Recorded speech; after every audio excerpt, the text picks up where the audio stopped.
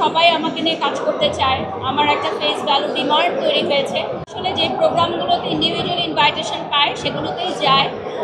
এমন না যে আমার সাথে ও কোনো প্রোগ্রামে যাচ্ছে বা প্রমোশনাল কাজে যাচ্ছে। ওর নিজেরও অনেক ব্যস্ততা থাকে, সো এটা ও বলতে পারবে। এটাই মেইনলি হচ্ছে যে সিজিএফবি আমাদের মিডিয়া অঙ্গনের পরিবারের মতো। তো আমিও যেহেতু এখানে আমারও একটা প্রোডাকশন হাউস আছে, আমি ফিল্ম মেকিং করি, তো সেখান থেকে সাংবাদিক ভাইদের সাথে আমার একটা ভালো সম্পর্ক। তাদের প্রোগ্রামে আমাদেরকে ইনভাইট করেছে, সে মতো আসলে না করা যায় না। এবং এইখানটাতে আমরা চাই যে এই ধরনের প্রোগ্রামে সবাই একজন আরেকজনের সাথে দেখা হয়, যে ভালো লাগার জায়গাটা, এই জায়গাটা আমরা সবসময় এনজয় করি, এই জন্যই আসা।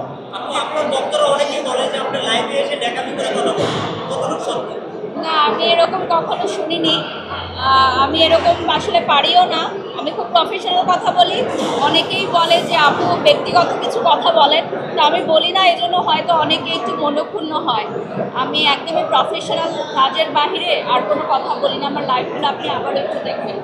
আপনার প্রতিটা প্রোগ্রামে বিগ বাজেট দেন, অনেক বড় একটা অ্যামাউন্ট দেন, আর সব কন্টেন্ট দেখে অনেক বেশি টাকা নেন, কতটুকু সত্যি? সত্য তো হওয়া উচিত, যেহেতু 18 বছর ধরে কাজ করছি।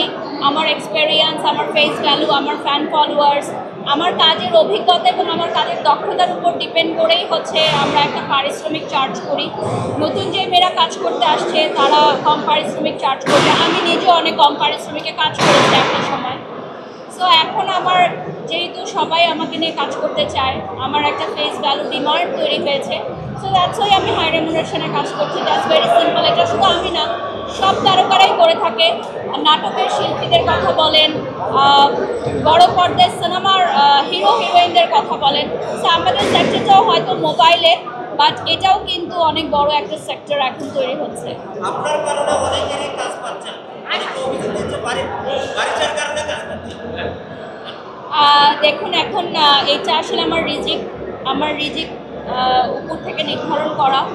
সো আমি বলবো যে কখনোই এরকম হতাশ হয়ে যাওয়া উচিত না। আমি যখন ইন্ডাস্ট্রিতে আসি তখন আমার সিনিয়ররাও সব কাজ করতো, তখন আমারও মনে হতো যে আচ্ছা ওরাই তো সব কাজ নিয়ে নিচ্ছে, বড় বড় ব্র্যান্ডস ওরা কাজ করছে।